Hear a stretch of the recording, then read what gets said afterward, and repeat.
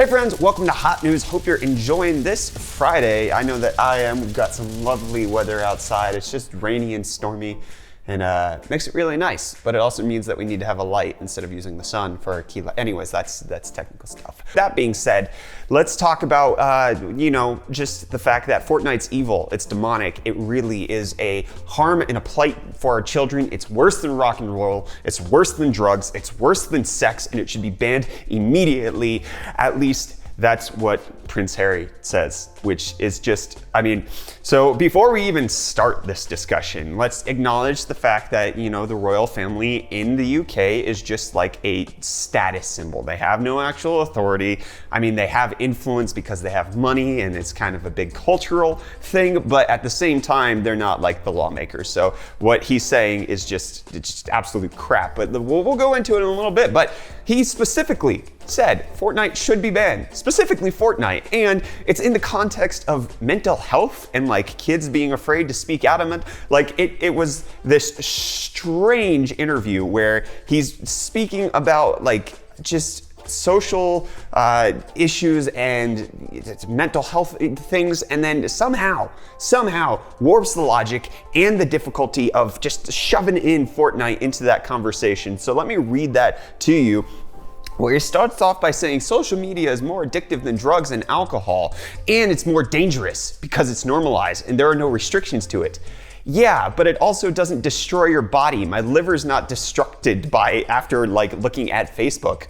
What the heck? It's worse than, fine, you could say it's more addictive than drugs. I'm sure there's a study out there that says that. I'm not sure I can necessarily believe that offhand because it's not physically addictive, it's mental. Anyways, I'm not going there, but what I can say is that it is not more dangerous. Nobody's getting behind, okay, there are people getting behind the wheel looking at social media and crashing, but at the same time, it's not destroying anybody's bodies physically. Yes, it could destroy people's lives because they could make bad choices due to being on Facebook and they can spend an unhealthy amount of time there, but there's no inherent danger in social media. There's inherent danger with alcohol. There are inherent dangers with drugs. People can have physically adverse reactions to them. Facebook doesn't do that. Anyways, he said, we are in quite a mind-altering time, but quite an exciting time because everyone in the room has the opportunity to make a real difference. A game like Fortnite, for instance, may not be so good for children. Parents have got their hands up. They don't know what to do about it. Parent your kids. I don't know. It's like waiting for the damage to be done and kids turning up on your doorsteps and families being broken down. Fortnite shouldn't be allowed. Where's the benefit in having that game in your household? It's created to addict, an addiction to keep you in front of a computer for as long as possible. It's so irresponsible. I can't even fathom how you go from it's created to be addictive, therefore it should just be banned outright, and then holy crap, how do you get from kids play a game to families turn up on your doorstep broken and miserable? Because that doesn't indicate that the game's the problem. It indicates that there's a problem within the family if you can let your kids get addicted to something so much that it destroys your family dynamic. Where's the parenting here? Where is the responsibility of the parents and not the game makers? And then also, there's ratings for these games. There are ESRB ratings, there's PEGI ratings for specific reasons. I can't even fathom how you make these leaps of logic. I can understand, yes, Fortnite is addictive. It's created to be addictive. However, part of growing up and becoming a responsible person and being, parented and raised is to teach children how to deal with things that could potentially be addictive for them. It's easy to get attached to things, at least from my parenting philosophy. There's no good in trying to keep your kids from being exposed to everything in the world. What you should do is you should introduce the conversation, get ahead of anybody else telling them, and try to inform the discussion and give them the tools and resources to be able to handle what's placed in their lives. If my kids are gonna play Fortnite, which they aren't because I don't like the game, and they're not really old enough yet. But anyways, if they were going to, one, there's rules and limitations to that because in order to enjoy something, you need to put boundaries on it because boundaries make for health and growth in life. Gardens don't thrive if you just let everything grow. There has to be trimming and pruning and planting. So there's boundaries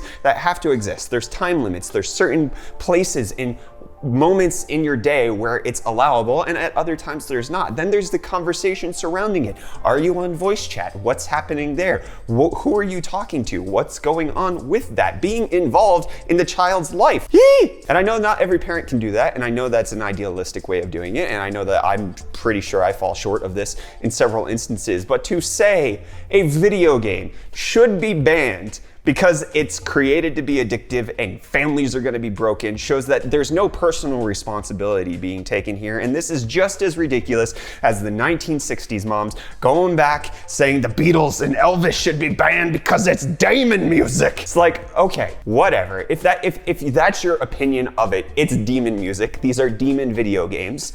Have a discussion surrounding it, throwing everything out and saying that there's no merit, there's no value to enjoying a game, there's no strategy, there's nothing like a chess-like aspect that could be involved in Fortnite where you're competing with somebody and you have to outmaneuver them with their brain, saying that there's nothing of value here, it needs to be done away with completely, is just ignorant, short-sighted, and lacking any sort of awareness of what actual good video games can do for people and how it could allow even a child to get outside of themselves and build some sort of friendship and meet people that they wouldn't have otherwise met. And there's a whole host of reasons why this is dumb, and I'm moving on. Let me know what you guys think of it down below in the comments. Let's switch over to tech stuff. Gigabyte announced that they're going to be bundling a Silicon Lottery i9-9900K with their Z390 Aorus Extreme Water Force, which is the one with the giant RGB water block, and it's going to be guaranteed to come in at 5.1 gigahertz. So expect to pay a pretty penny for it because you have a CPU that's $550, you got a motherboard that retails for $1,000. So yeah. Enjoy that price. Hopefully it's like less than 1,500 bucks. Anyways, let's talk about Ubisoft. They've removed Assassin's Creed from Uplay in favor of Assassin's Creed 3 Remastered Edition. So if you wanted the OG at any point, your time's gone, my friends, and this kind of brings up an interesting discussion surrounding game ownership. Are you allowed to own the original game that you bought? Or if a company decides that they're gonna remove it from the platform and give you something else instead, do you really have any right to complain? Anyways, let's talk about the Valve Index. It's been leaked on Steam, at least it was for a little bit, showing that it's going to be shipping in June. It's coming with a DisplayPort cable and USB 3.1 Gen 1, instead of freaking Virtual Link, which is what the freaking crap, Valve? Weren't you involved in this? Or was that just HTC and you were involved with HTC? There's a standard for VR. It's called Virtual Link. It's on all the RTX cards. Use it. Stop giving me other stuff. I don't want multiple cables. I want one giant cable for power and display. Please. And then ASUS has unveiled their brand new B365 motherboard. Yes, my friends, in case you haven't heard, B365 is just like the B360, but on 22 nanometers. And it appears to be a rebadge of like the H270. So in case you want another weird motherboard, they're coming out. And then let's talk about Elon Musk and his continued ongoing battles with the SEC regarding his tweets. Late last year, there was a judgment handed down against him for tweeting things out about taking the company private, $420. The SEC was like, since you're a public company, you can't do that because you're informing stockholders of something that actually hasn't been decided yet. So you're actually technically manipulating the stocks. And so he got removed as the chairman of Tesla, had to pay a $20 million fine. And then after that, he would have to have all of his tweets approved that could affect shareholders. He had to have those approved by a company lawyer. But then he tweeted out about some production schedule saying that Tesla could produce 500,000 cars in 2019, but they expected to only deliver 400,000 cars. And then the SEC was like, you didn't get that approved by a lawyer, that could affect shareholders. And he's like, no, it couldn't. I have the right to decide what can and can be important to shareholders. Well, they took it to the court. The judge was like, children, stop bickering, please figure this out yourselves and come back to me in 2 weeks with your plans to resolve this issue. And after all of this, Elon Musk came out of court saying that the $20 million that he paid previously was quote unquote worth it. And then Amazon, you know what they're worth? A lot of money. I don't know why, okay, they're working on AirPod competitors that will work with Alexa. Obviously, the new AirPods are now compatible with Siri functionality, saying, hey Siri, instead of having to touch the things.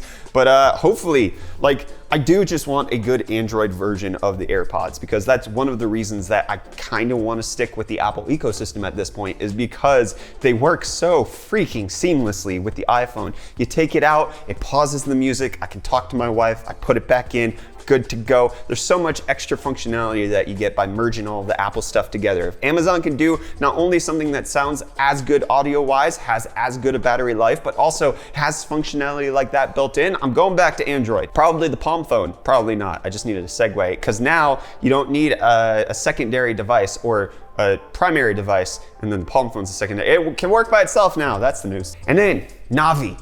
HWInfo has added preliminary support for Navi GPUs. What does this mean? Probably nothing, because they added support for 11 series cards as well. And we all know that never happened. So it could just be that Navi's never coming out. It's a figment of all of our conglomerated imaginations, and we're the ones generating the matrix. So is Microsoft with their Windows updates. And because the October update for 2018 was so bad, they finally learned their lessons, and they're going to give users the option to delay the update until they find out that it's safe. If you would have done that in the first place, Microsoft, we wouldn't have had so many issues. You wouldn't have had so many people standing against you. But I guess like learning now versus learning never is appropriate. But you know who else learns? Apple. Because they're learning that Intel might not be the best choice for 5G modems for their upcoming iPhones, with insider reports from the company saying that there are some doubts as to whether or not Intel will be able to meet the demand of the next iPhone with the 5G modems, which would mean that Apple would have to go with its arch nemesis Qualcomm, or they could just do it like they did with 4G and be a generation behind on releasing a 5G phone, and people will still buy the non-5G version anyways, because Apple gets to dictate how the market goes, and people just do it because we're Apple sheep. And in the most out of order hot news ever, because I probably should put this next to the Navi news, but I didn't, TSMC is reporting that they have some increased 7nm production demands thanks to AMD and HiSilicon, who is behind Huawei's chips for the Kirin 980, I believe it is. So 7nm chips going up because AMD producing not only Navi, but we also have the Radeon 7, and we know those are selling like freaking hotcakes, as well as the upcoming 7nm CPUs. So this is an exciting time. And you know what else is exciting, but not really because nobody cares? The 1650 and 1660 Ti have been unveiled by Acer to be coming out in their upcoming laptops. Acer, behind the greatest leaks recently when it comes to new graphics cards, not really shutting their mouth ever, so good job, Acer. And then Amazon, which also probably should have been put next to the Airpods news. Anyways, with the whole divorce that's going on between Jeff Bezos and his former wife, it has been announced that all of the voting power from the shares that were divided up between them will all remain with him. So he's going to keep about 75% of his original stock, with his wife getting 25%, but all of the voting power from that 100% stays with him. Which, I mean, good on her. She got cheated on, but then she's like still allowing him to run his company. That's a rough area. Dang. You know what else is powerful? A Galaxy 2080 Ti, because the OC lab, the Hoff OC lab, has broken a world record, coming in at 2.94 gigahertz on the 2080 Ti, smashing several 3D Mark benchmarks, doing really well. 2.94 gigahertz on a freaking 2080 Ti. It's glorious. And then Intel is announcing their brand new Optane DIMM sticks for servers, which is going to be pretty amazing, because while Optane might not be as speedy as DRAM, it however has the benefit of coming in much higher capacity. Currently, server DDR4 comes in the highest capacity of 128 gigabytes per stick, whereas Optane can come in at half a terabyte per stick. So 512 gigs on each of the slots, and you could imagine having multiple terabytes of storage on just a freaking server motherboard, and that's pretty glorious. You know what else is gonna be glorious? Super Mario Odyssey and Breath of the Wild in VR. Which, not really, because who wants to wear a freaking Switch on their face? That thing is gonna be so freaking heavy. I don't understand the VR like pull behind the Nintendo Labo VR. I just don't see it. But you know what else you might see? Some messed up CT scans and MRI scans in the near future, because there's been shown that malware can affect the scans that are coming out from the computers, and it's been enough to fool the doctors who are actually reading the CT scans. Several of the radiologists were fooled every single time they were presented with a modified CT or MRI scan. And one of the reasons that this is such a big deal is because hospitals typically rely on an internal network, which apparently, for whatever reason, they don't digitally sign their scans or have encrypted file sharing, because they're just like, it's an internal network. Nobody's gonna hack it from the outside. Wow, good job, hospitals. I'm glad to know that I can be told I have cancer when I really don't, because you guys can't encrypt your networks. Doesn't that go against like was it EHR records? the EHR Act, like where like everything has to be secure. Anyways, I'm not going there. But you know where I'm going? More malware with Game of Thrones, because it's shown that, hey, get ready, malware is about to spike because Game of Thrones is the #1 distributor of malware in the entire world. And this is because people just torrent the episodes and then they get infected. So watch it safely, folks. And that's it for hot news. Let me know what you think about the Prince Harry thing. Let me know what you think about anything else we discussed today in the comments below. Hit the like button if you enjoyed the video. Get subscribed to stay up to date on all of our tech-related content. I'm Brett with the UFD Tech channel. Thank you so much for watching. I'll see your smiling faces again in the next video. Love you too.